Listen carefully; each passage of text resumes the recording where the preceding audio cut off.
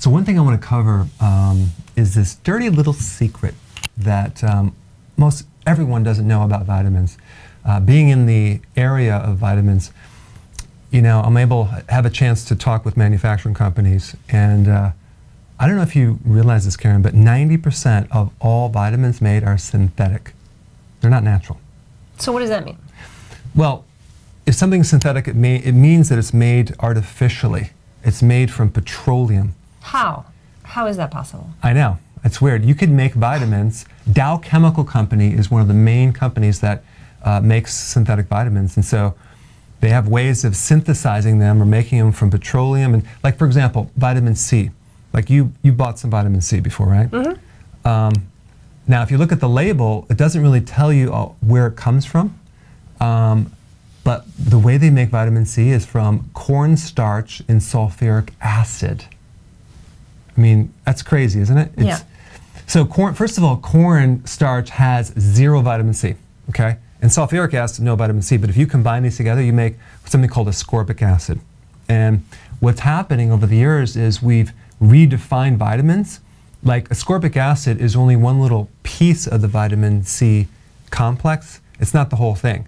And of course, people not knowing that, they think, oh, they're getting the full thing, and they end up taking it but not seeing the results. So with working with people for many, many years, I find out the first thing is like, oh, you're taking synthetic vitamins, you don't even know it. And they're like, what? So there's a huge difference. It's like saying artificial flavoring is the same as natural flavoring. It's not. Well, now that reminds me of something. I had a friend who was taking high doses of vitamin C, and she started to get broken capillaries in her nose. Yeah. Well, that's a perfect example. Why? Normally, vitamin C is supposed to prevent capillary breakage or spider veins or varicose veins or bleeding gums. But if you take a synthetic, you actually cause that bleeding. And that's because the active ingredient in the vitamin C complex is rutin or bioflavonoids. It's not ascorbic acid. So vitamin C naturally has all these other things that you're not getting when you take the straight high potency ascorbic acid, and you end up creating deficiencies in the very thing you're trying to get rid of. So we need a diagram. Yes, well, I've just put a diagram up right back here. You can check it out between our heads. So right, there we go, good. So this is the vitamin C complex in nature. As you can see in this diagram, the outside of the shell is ascorbic acid. That's like the banana peel. Yeah, the eggshell to the egg, or the banana peel, or the orange peel. But the inside of the vitamin C complex, you have copper, which is a mineral. You have bioflavonoids, that's rutin. You have vitamin K, and you have vitamin J. And all of these inside complex parts. Vitamin J? Yeah, vitamin J is called the anti-pneumonia vitamin. Yeah, it's pretty cool. It actually helps you increase oxygen, especially when you're going up inclines. So if you're deficient in vitamin J, the J factor, you'll go up a flight of stairs and get out of breath easily. So now you're going to ask me about the copper too? I did ask you about the copper. Okay, good. That's a really good question. So I prompt that question, pull that out of her. Thank you. Copper is a real key trace mineral to build collagen.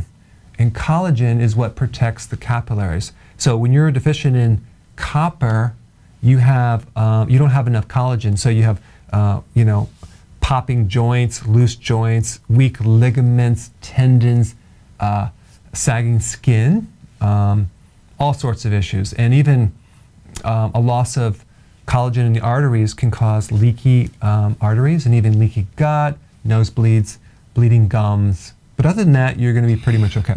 Okay, so I have a question. So how is it that they can put this little portion of vitamin C, of the real vitamin C, in a pill and call it vitamin C?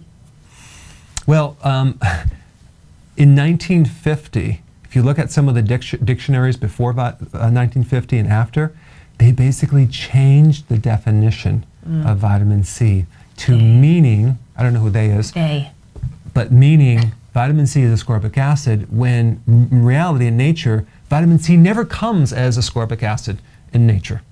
That's just one little tiny part of the whole deal, the whole compound. So they basically changed the definition and altered that simply probably because most of the drug companies supply the raw materials for the synthetic vitamins. So it's a big business. Okay, so all the vitamin C, not all the vitamin C, but most of the vitamin C in the store is not the whole vitamin C. No, it's not. So where do I get vitamin C as a whole vitamin C? You always want to get vitamin C from food or food concentrates. Now, that's why, for example, I don't sell a multivitamin or vitamin C. Hey, I was going to ask you, why don't you sell a multivitamin? You beat me to it, or actually I beat you to it. It's question 4. Well, because it kind of defeats the whole purpose of the person eating healthy. Even myself, back in my 20s, I was driving around trying to find a vitamin store, go in the store, buy all these vitamins. Remember that? I was like, we had a warouse of nutrition, did we not? We still do. Okay, but before we had a lot more, bigger right? Than ever. No, but we mainly have our vitamins. We were searching more. Now we know what's good, but back then we were searching. I had an absence of awareness. I'd be in a vitamin store and I was tired. I'm like, maybe this will increase my energy. Maybe I need this. I've never heard about ginkgo biloba. Maybe I'll try that. And we kept buying more vitamins, and that didn't work because at the time I didn't know it, but nothing worked because my diet was crappy. I didn't know what to eat. So trying to get your vitamins on top of a bad diet, you're not going to see results. And that's why I don't have a multi. That's why I don't have vitamin C. I want you to consume real food to get that. The nutrition that we have fortifies different things. It handles different weaknesses within the body. It helps enhance things that are hard to get from our diet. So that's why, Karen. Okay, so I had another question in there that I just forgot as you were talking. Okay. Ding, ding, ding, ding, ding. The Jeopardy theme song. Ding, ding, ding. I literally completely blanked out on that. Well, we can talk about memory for the next topic. No, here was the question. Because, you hear, D3 deficiency, or I have this deficiency or that deficiency. I'm just going to take some supplements. So does taking a supplement remedy a deficiency just by itself? Well, yes and no. For example, it's very difficult to determine what you're deficient in because when you do a blood test, for example, in your blood and you measure, it might not show up because the real problem is in your cells, it's in the tissues. It's not showing up in the blood. Your body will do whatever it can to keep normal blood values. So that's the worst place to try to detect a vitamin deficiency. The best place is in your hair, doing a hair analysis. But even then, it might not show up until it's very deficient. So you really have to understand some of the symptoms that vitamin C deficiencies can create. And even then, that takes a lot of knowledge about the body. So I think the more... So we're screwed, is what you're saying. No, we're not screwed, because I think what we have to do is just start eating healthy. And we're going to get what we need. If you need vitamin D, for example, you're going to need about 20 minutes in the sun. That'll give you your whole day of vitamin D. But one of the challenges is people take vitamin D and they don't see any changes because they're not absorbing vitamin D. That's a really big point. Okay. So the question is, why? I know why.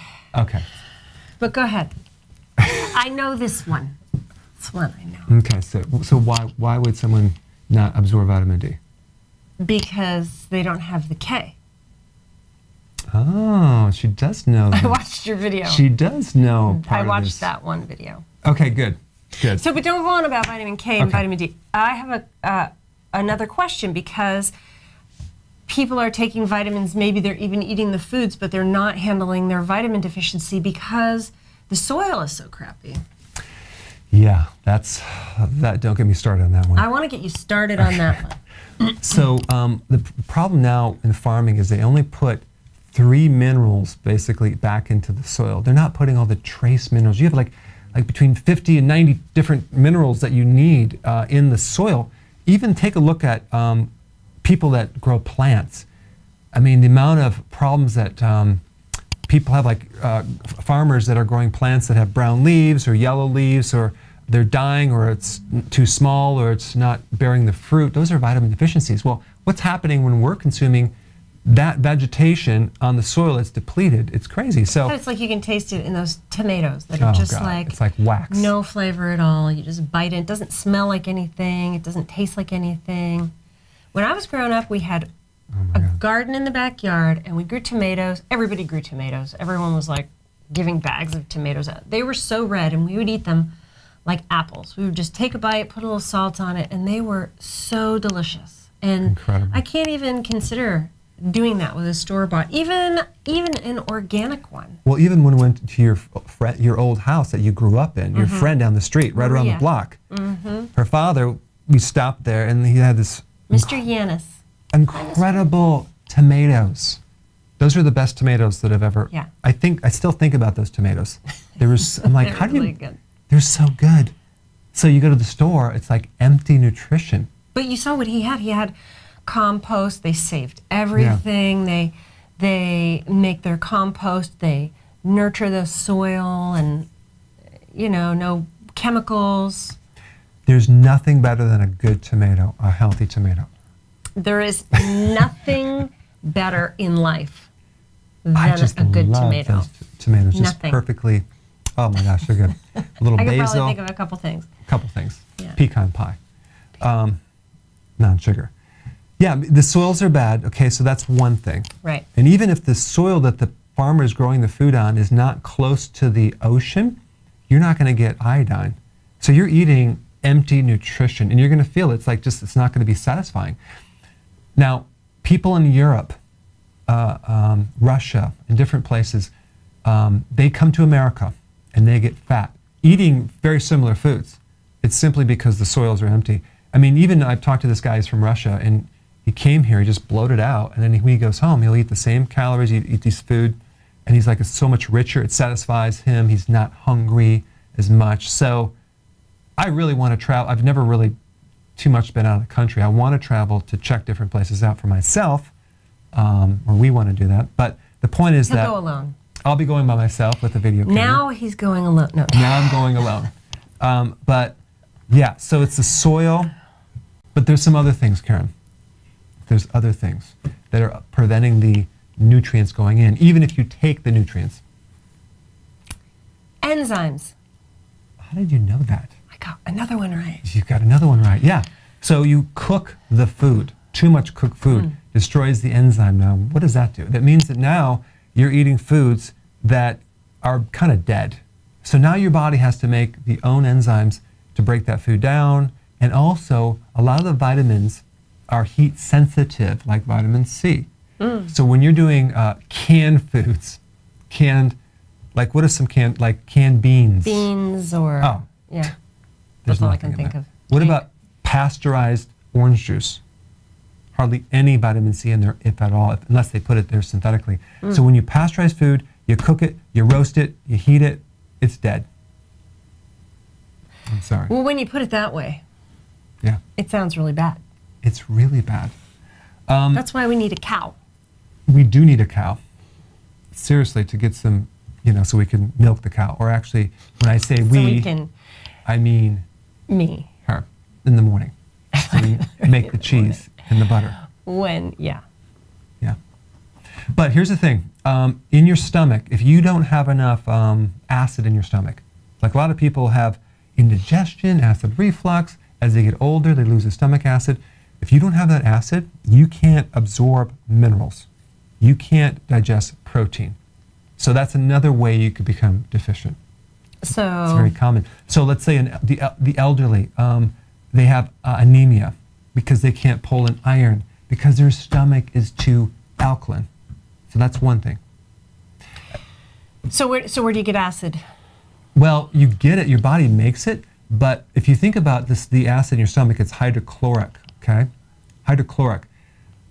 The chloride in hydrochloric comes from sodium chloride, like in salt. Yeah. So people on low salt diets normally have low stomach acids. So you need the chlorides from the food, from salt. But I thought salt wasn't good for you. Mm. Especially table salt. Where did you hear that? They. Okay, then we know it must be true. Table salt is bad, but sea salt is really good. If you're on the keto and the intermittent fasting program, you need a teaspoon of salt every single day. Meal. And by the way, day. yeah, by the way, Karen, those cauliflower, the cauliflower that you made yesterday Cauliflower mashed potatoes. had Cauliflower mash. a lot of salt, but No I potatoes. loved it. It was great because sometimes it's kind of bland, but that was really enough salt for me. Good. It was really good. But the point is you need hydrochloric acid, but there's one more thing, Karen. And this is like very, very important. One is that insulin resistance, it's the pre-diabetic situation, that itself is blocking the absorption of nutrients. Potassium, protein, that's why a diabetic, their muscles start becoming flabby and they become weak. And as you clear that up with the keto intermittent fasting, you start absorbing more nutrients. Potassium, you get rid of fluid retention. I mean, that alone, just by fixing that one problem, just by not even taking nutrition, you'll get more nutrition from the food that you are eating. Amazing. That's right. So it all comes back. It all comes back full circle to getting the basics in, getting your diet corrected, not going out trying to find a vitamin to correct the symptom. And I think that leads me to the next topic, which is the problem with people using vitamins to fix symptoms. They're not looking at the cause of those symptoms. So they don't evaluate to know what's underneath them. No, that's your job. That's right. That's why we pay you the big bucks. That's why I have a lot of videos for free, Karen, For free. on nutrition and how to fix pretty much almost everything on your body. So when we get a lot of questions on Facebook and YouTube, a lot of these questions are already in a video that you may not have found. So if you just search for that topic / my name, you're going to find answers to everything, like Everything. Hashimoto's, That was a question today. A lot of questions on that. leg cramps, Yep. just pretty much everything. Skin, issues, gallbladder, little red dots on your Missing. skin, missing the gallbladder. big one. And that's, you know what? We should probably talk about that. Okay. Yeah, because, Were we done with vitamins? well, that relates to vitamins. Oh, Now, Karen, the gallbladder, right? Do you Yeah. know what the gallbladder does? it produces bile and stores bile. Okay, so you got half of it right. It stores bile. Good. What makes the bile? The liver. Very good. Very good. It's stressful. Okay, question 2. Now, what does bile do? Bile breaks down fats. Wow, she's smart. Yeah. You sound so surprised. Wow, she's really smart. So bile helps you extract and pull the nutrients, the fat vitamins, fat-soluble vitamins are called, like vitamin A, D, E, and K. Okay, it pulls those out of the food. So that's what it does. So without enough bile, you're going to be deficient in vitamin A, D, D, E, and K. K. Good. This is a draw. Now, that might not be significant to you unless you know what that means with your body. So you're going to get night blindness, okay, number 1. You're going to have really scaly, dry skin. You're going to have bone loss. Okay. You're going to have bone pain. You're going to have a lot of hormone issues. You're going to have calcium buildup in the arteries from the vitamin K2 deficiencies. And you'll have bruising. Wow. Okay? But you'll be fine other than that. Now, what about people who don't have a gallbladder? Then they're good to go, right? Because it was an extra organ. Now, so here's the situation. You don't have a gallbladder, so that means you can't store the bile anymore. That means you can't concentrate the bile anymore by 20 times normally that you need so you can actually really digest. So now you're going to have like weak bile and not enough of it. So now we have this tube from your liver that goes right to the small intestines and it just trickles down all day long. Not when you eat, but constantly. So you're going to be deficient in bile. Now you're not going to probably notice that right away. It's going to take some years to develop these deficiencies. So in that case, you're going to have to enhance the diet with some bile, okay? Some bile salts, purified bile salts.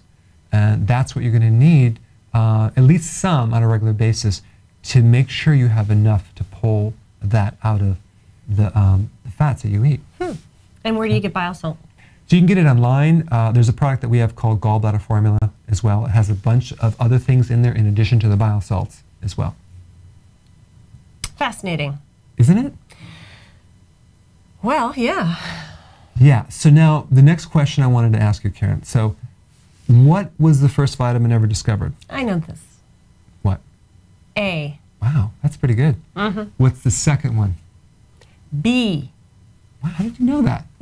And the third one? How long have we been married? C. This is amazing. I know. I've done probably like 4,900 different seminars in a row, and I always ask that question. No one has ever got that right. So well done, Karen. Yes, thank you. I was at You were at one of the first seminars. 3,700 of them, so. You were at one of the seminars, at least one of them. That's right. Yeah. So let's see. What else do people not know? They often ask about vitamins. Oh, well, I mean, basically, you deal with vitamins. You should deal with vitamins the same as you deal with food, right? Yeah. You want to eat real food, live food, whole, complete food, not nothing processed, stripped down, cooked, or man-made. Right. Unless, you know, like when I make pecan pie, I'm not looking for a vitamin source. Right. So that's different. But if you're talking about food, vitamins would be the same. They should be whole and real and live. Right. And I think that if you're trying to get a certain nutrient from food, it might be helpful to understand what foods provide those nutrients, or at least a lot of them, That right? sounds like a really long video. I'm going to make it really, really short, and I'm going to summarize Can it. it be in a song like the alphabet so that we can remember it? I'll let you put that together, and we'll do that in the next updated version. How about that? Okay. Okay, good. So, here's the thing. When you're trying to get nutrients from the diet, there's foods that you eat that are very, very low on the list, and foods that you can eat that are very high on the list. So, let me just ask you. Let's pretend that you're an average person. I have test anxiety right now. Okay. I need a vitamin I have one. for test I have one. anxiety. Here, take one of these and then call me in the morning. Oh, props. Call me in the morning. Okay. Hey, Karen, I have a quiz for you. Okay. Okay, now out of all the category of foods, what category will give you the most vitamins of anything? Category. Now, I need to understand the Groups. question. You mean like, is it a meat or is it Yeah, a that's fruit or is it a vegetable? That's right. Okay, well, I think vegetable is the obvious answer that everybody would say. I didn't say it. I said it would be the obvious answer, Okay. and you're testing me, Okay. which means because you're setting me up, right, Yes. for the gong. So I'm going to say fats, meats. Wait, what else is there? Okay, good. So let me just tell you what it is, okay? So you would It's think... always something I've never heard of. So you It's got- the illegal No, you know about this. So you have vegetables, right? And then you have iceberg lettuce, which is not very high, right? That's a vegetable. Right. So that would be on the low on the scale, and then what would be high on the scale? Of vegetables? Yeah. Kale. Yeah, right. Okay. And then you also have sprouts. Yeah. Sprouts are a little higher. But that's a vegetable. But there's something higher. Organ meats. Organ meats. Right. Organ meats. Who would ever think? Now, honestly, I don't like organ meats. There's a reason why I didn't think of that. I know. I don't really eat a lot of organ meats. I wish I liked them more, but I just can't We because I like think it was forced. pate. Well, yeah, but not. I don't really like liver. I don't like the taste of it, but it's so good for you if you have grass-fed. I'm not talking about getting some processed, type organ meats. Now I'm not talking about that. But the point is that if you look What at are you talking about? I'm talking about Tell me the what you're fact talking about. that organ meats are rich in all the fat-soluble vitamins, iron, which is absorbable, vitamin A, which goes in like a rocket ship. Compared to vegetables, it's a pre-vitamin A. It's like a pre-iron. So now the problem is that I never where saw you- anybody get so excited. I was excited about this. so excited about The question is, where could you find these organ meats? our freezer. Right, because we get them from a farm. A farm. Right. Well, we do. I don't know if I can pitch, but we do crowd cow. It's Okay. like a cow, or it's like co-op, I guess, kind of thing.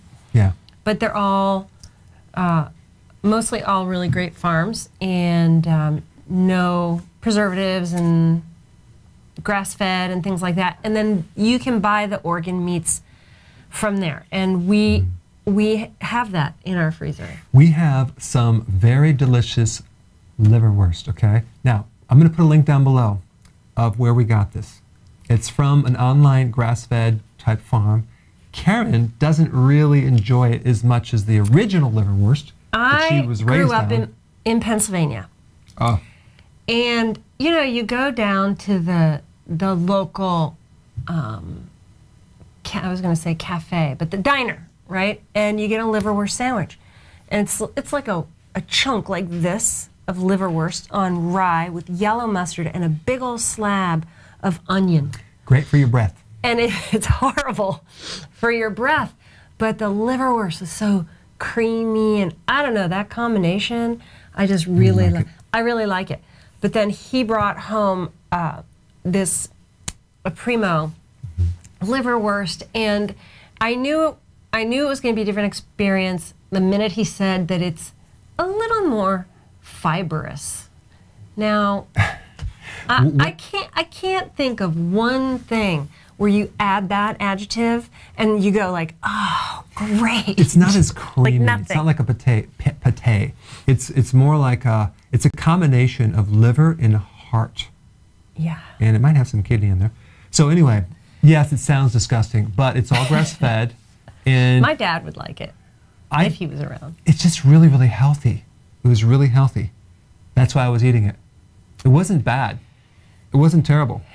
Yeah. So if you like liver, you're going to like this. Typically, on average, an average person would like this. But, I mean, if you like it creamy, you know. Okay, we're done talking about liver now. I have something else to say. Okay, go ahead. Okay.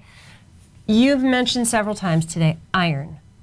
And then when we were doing the other show, a lot of people are asking about the sea kelp and keto. And so what do they have to do with each other? And what does it have to do with your body? Why is iron a big deal, and how do you get it? And unfortunately, all the vegetables that you eat have iron in it, but it's unfortunate? Unfortunately, it has a type of iron that is not in the active form that's in red meat and protein sources.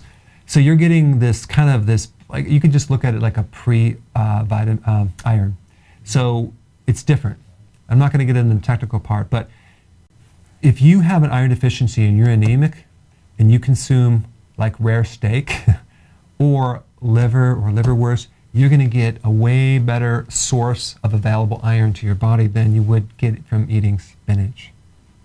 And that's the point, especially if you're anemic. If you're a vegetarian and you can't do that, there's a big problem, because you're not going to find that special activated iron that is in red meat. And the more rare it is, the more available it is. So, but now you touched on something is a hot subject, right? Is this eating meat and the whole thing. I mean, yeah, very hot subject. So people have said they get all the nutrients they need in beans. Yeah, let's talk about that. Okay. Yeah, well, I always like to ask them, you get your vitamin A from beans? Well, it has to be activated. You're not getting retinol. You're getting a pre-vitamin A that has to be converted in the body. So if you're living on vegetable sources for your vitamins, then you're only getting maybe 3 to 4%, if you're lucky, of that vitamin A. Same thing with the iron, you're not getting the full scoop. And also vitamin B12. Now, I will say this, if you're doing certain type, like even the wheatgrass juice has a lot of B12. You can do also spirulina or chlorella. These are like blue-green algae type products. What's interesting is like there is no B12 in that vegetation at all. It's the microbes that are living around that algae. It's their poop. Yeah, it's the waste product from microbes that are making the B12. I'm going to have a t-shirt like that. Okay, you do that. I love microbe poop. or something I think you'll sell a lot of this if you want to sell them. Or you just want to wear it? I can sell them. No, I just think it's a funny concept. It is a funny concept, but getting back on topic here, getting back on track.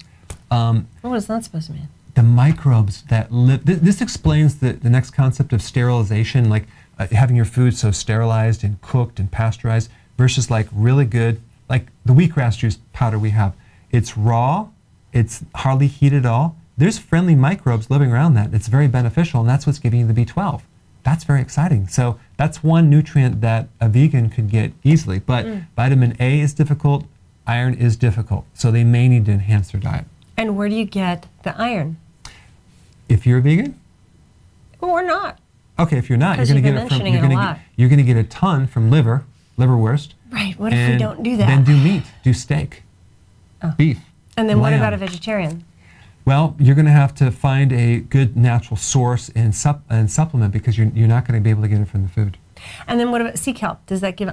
Sea kelp is really, really good. It's like a vegetable that lives in the water. It has all the trace minerals that you really need, and it has minerals, and it has protein. I mean, it's really wonderful, but it's mainly going to be a good thing for your trace minerals. And does that have iron? Adds a little bit, but it's not in the active form that you need to build blood. Okay. Mm-hmm. And iodine? It has tons of iodine that you need to help your thyroid, and also to regulate estrogen. But you can get too much iodine. You can get, if you take too much, of course you're going to get too much iodine, but if you take it in sea kelp, small amounts, you're going to get enough, and you're not going to have to worry about it unless you already have a condition called hyperthyroidism. That's a big word. We're not going to talk about it. We're not going to go down that road. We're not going to go down it. But on that note, Karen, yeah, I think we're going to end off because we gave a lot of information, and I don't want to give people information overload. That is good that you aren't going to do that. You picked up on that one. Okay, good. Well, then that's your dose. That's right, your daily dose. That's your weekly dose. That's right. The daily dose of Dr. Berg. Oh, that could be the name of this. All right, guys. I am invisible. All right, have a good one. We'll see you next time.